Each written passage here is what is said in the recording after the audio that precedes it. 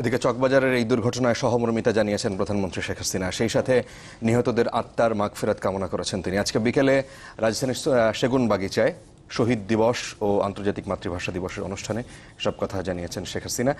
এই সময় মাতৃভাষার প্রতি সম্মান জানাতে এবং বিচার প্রার্থীদের সেবা সহজ করতে আদালতের রায় বাংলায় লেখার অনুরোধ জানিয়েছেন প্রধানমন্ত্রী।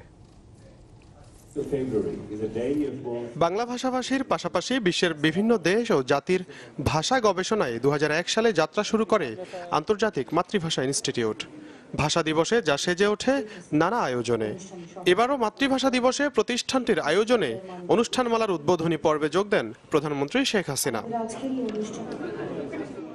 বক্তব্যের শুরুতেই পুরান ঢাকার চকবাজারে আগুনের ঘটনায় সহমর্মিতা জানান প্রধানমন্ত্রী। জানান সবার চেষ্টায় নিয়ন্ত্রণে আসে আগুন। আশঙ্কাজনক অবস্থা, তাদের চিকিৎসা চলছে।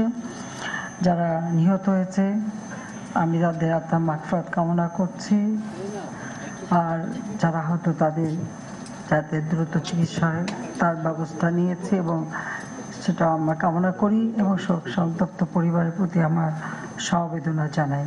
শেখ হাসিনা বলেন, পাকিস্তানি শাসক গোষ্ঠী বাঙালির জাতিসত্তাই শুধু নয়, কেড়ে নিতে চেয়েছিল মাতৃভাষাও। অত্যাচার করে যে আমাদের ভাষার অধিকার কেড়ে নেওয়ার প্রচেষ্টা চালানো হয়েছিল সেটা কিন্তু বাঙালি কখনোই মেনে নিতে পারেনি, এবং সেই আন্দোলন যাতে না চলে তার জন্য অনেক চক্রান্ত করা হয়েছিল।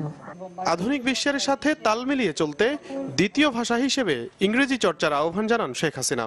তবে আদালতের রায় বাংলায় লেখার অনুরোধ জানান তিনি।